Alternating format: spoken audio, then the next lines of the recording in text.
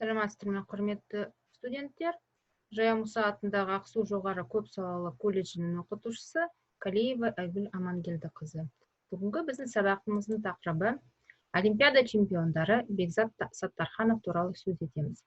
Сабағымыздың мақсаты Бекзат Саттарханов жайында мәлімет беріп, мәтіндегі негізгі идеяны ұғындыру. Олимпиада чемпиондарының жетістіктеріне тоқталып, жаңа сөздерді меңгеріп, тірек сызба арқылы Бекзат Саттархановтың өміріндегі негізгі балалық шағы жайлы шығармашылық, спорт жағынан шығармашылығы жайлы сөз етеміз. Отан сүйгіштікке, ұлт жанды азамат болуға тәрбиелеуге бағыт береміз. Жалпы Бекзат Саттарханов алаңға шыққанда менің жеңісім ұлтымның жеңісі деп шыққан. Бекзат Саттарханов жайлы атақты спорт журналисі Қыдырбек Рысбекұлы Бекзат туралы алғашқы кітап жазып шығарған. Бекзат Саттарханов 4 сәуір 1980 жылы Түркістан қаласы дүниеге келген. Қазақстандық боксшы, халықаралық дәрежедегі спорт шебері, Қазақстанға еңбек сіңірген спорт шебері. 2000 жылы өткен Сидней олимпиадасының жартылай жеңіл салмақ бойынша чемпионы. Бірінші дәрежелі барыс орденінің біріншісі иегері. Қоңырат тайпасының Божбан руынан шыққан. 1980 жылы 4 сәуірде Түркістан қаласындағы дүниеге келген. 2000 жылдың 31 желтоқсанына күні жаңа жылға санаулы минуттар қалғанда Шымкент қаласы жанындағы Темірлан бекеті маңында автокөлік апатынан қаза болады. Бекзат Саттарханов Түркістан қаласындағы қарапайым отбасындағы дүниеге келген. Бекзат әкесі Сейілхан мен анасы Сырлыкүлдің кенже баласы. 1986-96 жылдар аралығында Абай атындағы мектеп-интернатта, кейін Жұмабек Елдібаев атындағы номер 18 орта мектепте оқиды. 1995 жылы алғаш рет бокс үйірмесіне жазылып, балалардың бапкері Нұрлан Жұмабаевтың тәлім ала бастайды. Ата-анасы туыстары Бекзаттың боксқа деген ынтасын байқағанымен, мәй-жай өтпелі кезең деп ойлаған. Бірақ бокспен шұғылданғаннан кейін 1 жыл толмастан республикалық сайыстың жеңімпазы атанып, былғары қолғапты бекер кимеден дәлелдейді. Заң саласы мамандығын игерген. Алдымен Мұхтар Әуезов атындағы Оңтүстік Қазақстан мемлекеттік университетінің дене шынықтыру факультетіне түсіп, кейін Түркістан қаласындағы Қожа Ахмет Яссауи атындағы Халықаралық Қазақ-Түрік университетінің заң факультетін тәмамдаған. Бекзат бокста Серік Қонақбаевтың үлгі тұтқан. Сіздер білесіздер, Бекзат Саттарханов Сидней олимпиадасының 2000 жылғы олимпиада чемпионы. Сол кезде Бекзаттың финалға шыққан қарсыласы әлем чемпионы америкалық Рикардо Хуарес еді. Ол Сидней финалына жету жолында Атланта олимпиадасының чемпионы Камсингтің тізерлеткен мықты боксшысы болатын. Атағы алысқа кеткен қарсыласын Бекзат 22-14 есебімен жеңіп, Сидней олимпиадасының чемпионы атанды.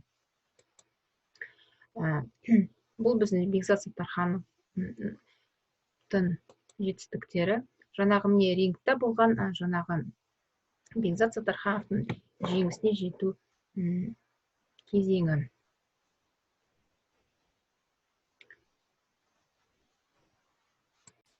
Келесі кезекте біз сіздермен Бекзат Саттарханов туралы видеороликті ұсынамыз, соны мұқият қарап шығыңыздар. Сарағалы 15 жыл болыпты. Өмірі өнегеге толы Бекзат ұлдарыңызда сағынған шығарсыз. Ескірмес естеліктермен бөлісейік.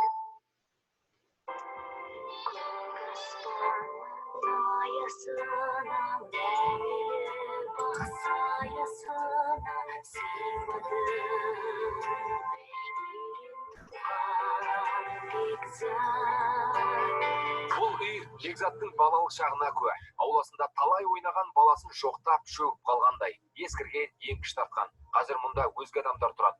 Мына қос теректе Бекзатты сағынғандай, сұрықтары қашқан. Мен көрсетіп, Бекзатқа бұлай не қылып, қасқын қоп сүтіп, суы үйітіп, жүгіріп суға кетіп жатқан қиын. Бекзат не кетеді осы. Олардан бізге қарда ұстықырмыз. Сейілхан әке мен Сырлыгүл ананы тағдыр талай сынақ қалғандай. 2 жылдан соң дәрігерлер денсаулығың жарамайды, өліп кетуі мүмкін деп анаға бала көтеруге тыйым салған. Алайда әке шеше 3 жылға өмір сыйлады. Құрсаққа біткен 4 жыл Бекзаттың да көрер жарығы бар екен. Анасы дәрігерлермен тартысып жүріп, ақыры кенжесінде дүниеге келді. 6,5 айлығында мен учетқа тұрғанымда акушер-гинекологымыз бар. Олар Сапай болатын үлкен кісі. Онда өзі жоқ. Сонда айтқан әңгімесі бар, сердцебиениесін тыңдайды ғой енді баланың. Сонда айтады: ой, Соня дейді, там еще один Сейілхан лежит дейді. Бірақ білмеймін, жүрегі ешқандай балаларға ұқсамайды, іште жатқан балаларға. Басқа өзгеше, білмеймін, там тигр лежит, лев лежит, в общем, я не знаю дейді. Бірінші осыдан басталды ғой мынау. Қайтадан 95 деген. Боксқа қатысқаннан бір 2 айдан кейін, 2,5 айдан кейін қатысып, осы бір нені алып, осыны әкелгенде қуанып, достарымызға ол кезде сол жауап беріп, бір-бірімізден ұстап жүріп сындырып алғанымыз шетін.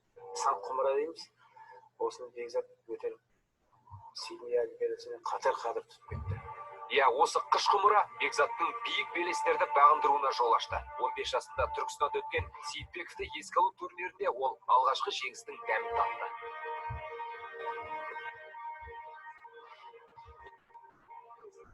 Алғашқы жаттықтырушысы Нұрлан Жұмабаевқа дейін Бекзатқа бокс өнерінің әліппесін үйреткен мына жігіт. Есімі көп еленбейтін Қыдырәлі Юсупов. Бекзатты мектепке жетектеп апарып, қолына қолғап кигізген. Кешкі аста үйде осындай сыртта ойнап жүрген жерде груша барып өзінше сол кезде алғап келдім. Содан бастап дайындадым. 94 бұл керек. Мына үлкен турнир болады да, Сейітбековтың. Сол кезде 95 жылы осы кубокты алды. Біз мектеп болғасын, біз ары алып шыға алмаймыз. Біз содан кейін Жоа Нұрлан деген бала соған бердік. Сол балада болашақ барын көрдік. Болашақ барын көрдік, білдік. Ол жүлде алған жаһанды жарыстар өте көп. Олардың ең сүбелісі әрине Сидней Олимпиадасы. Бұл Бекзаттың сол Сиднейге сапар алдында шынығып, шыңдалып жүрген кезі. Машин бару болмайды. Барғаннан кейін обязательно алтын медальға қалу керек. Еліміз, халқымыз қуанышқа келтіру керек.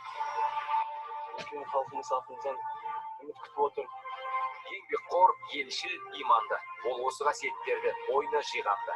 Анасы Бекзат көп түс көретін дейді. Соның бірі мынау. Мама, мен бір түс көрдім дейді, өзіне түс көреді. Түсінде бір кәдімгі өзіміздің қазір көріп жатқан шығарсыздар, бабамыздың мешіті, Әзірет Сұлтан мешітінің алдында қара құрым адам, бір жалт-жұлт еткен тақ тұр дейді. Соған мені бір адамдар әкеліп, отырғызып, үстіме бір тәж шапан кигізіп, бір жалтыраған, басыма алтын жалтыратқан тәж кигізді дейді. Мен айттым: балам, ешкімге айтпай-ақ қойшы мына түсті. Бұл бір жақсы, керемет түс екен. Жарайды, келешегіңде өте жақсы болады екенсің балам, Алла бұйыртса деп қойды ол жылы. Айтпақшы, Олимпиаданың алдында елдегі бокс мамандары Бекзатты баласынып Сиднейге жібергілері келмепті. 20 жаста ғой енді. Бірақ бас бапкер Тұрсынғали Еділов Бекзаттың көзіндегі отты көріп, оған зор сенім артады. 21 точный удар, 21-18 таким преимуществом выиграл такого взрывного характера боксер, но очень хорошо действует. Мінекей, дәл осындай жойқын соққыларымен, әбжіл әдістермен Бекзат Сиднейдегі жеңісті жақындатты. Алдымен Румыния боксшысы Бабиран Аведиу Тибериуді, кейін африкалық Джеффри Матибуланы, сосын түркиялық Рамазан Паляни мен мароккалық Тахар Тамсаманиді ойнап жүріп отты. Нағыз сенсация. Жаһан журналистері жарыса жазды. Қазақстанды картадан іздеп әлек болды. 20 жасар жігіттің жұдырықтасу өнеріне бас иді. Осы мен сіздер көріп шықтыңыздар жаңағы Сидней Олимпиадасындағы Бекзат Саттархановтың жекпе-жекке шыққан алаңы. Енді Бекзат Саттархановқа келетін болсақ, Бекзат Саттарханов алғашқы жас спортшымыз, Олимпиада чемпионы. Келесі біздің тапсырмамыз мына Түркістан қаласындағы Бекзат Саттархановтың құрметіне қойылған ескерткішке назар аударыңыз.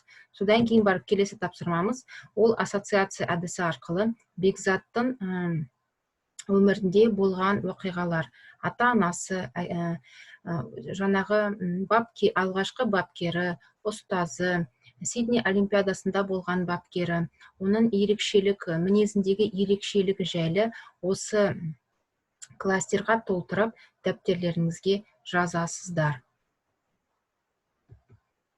Енді Бекзат Саттархановпен қатар олимпиада чемпиондары осы бокс спортынан көрсеткен өзінің биік шыңынан көрсеткен бірі Ермахан Ибраимов болған. Сонымен қатар Қанат Ислам. Келесі біздің атақты спорт шеберіміз, олимпиада чемпионы Серік Сапиев, Ақжүрек Таңатаров